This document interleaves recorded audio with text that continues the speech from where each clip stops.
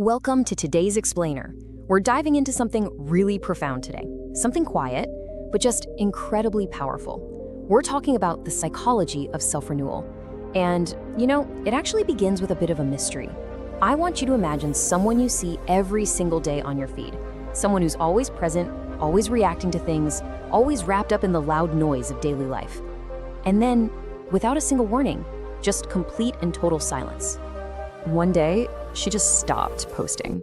She stopped texting back immediately.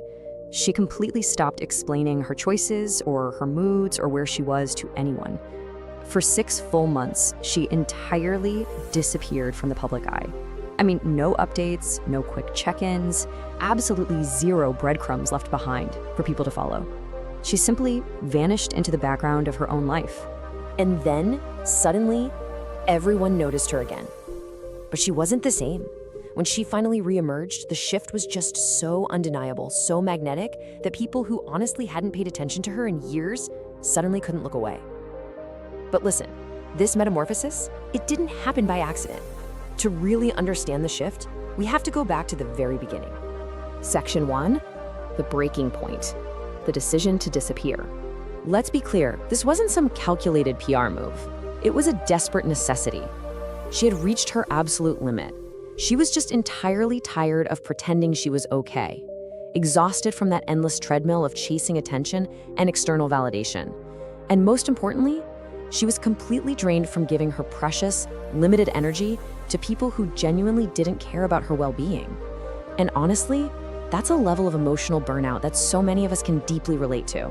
So one quiet night, she made a definitive choice. She decided to disappear. Now, it's super important to understand she wasn't running away forever. Actually, she was just stepping back long enough to rebuild herself. This was a strategic retreat. It was all about taking back the energy she had been just scattering into the wind and redirecting it entirely inward.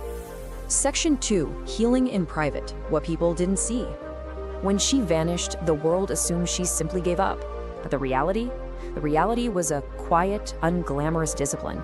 She completely severed her old, draining habits. No more mindlessly scrolling, no more complaining about her circumstances, and no more chasing validation. Instead, she traded all those loud distractions for silent, methodical growth. She was reading, expanding her mind, working hard, and focusing deeply on healing rather than just seeking approval from others. But here is the stark reality of this phase.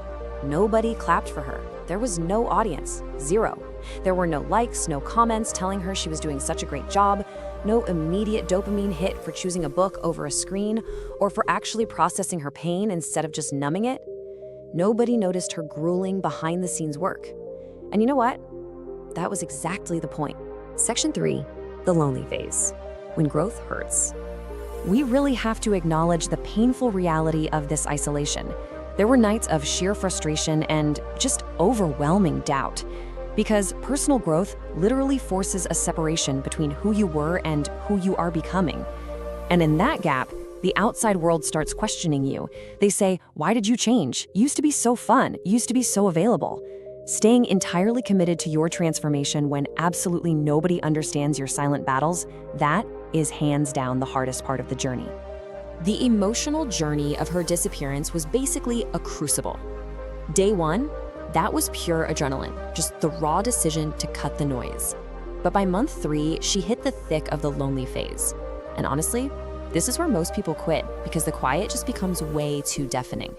But she pushed through that friction. And by month 6, she finally reached the breakthrough. Section 4, the silent shift, becoming different. Her internal wiring was completely rewritten. And this wasn't an overnight explosion of motivation either. Slowly, she became more focused. The desperate need for outside attention just dissolved. Those distractions that used to derail her days simply lost their grip.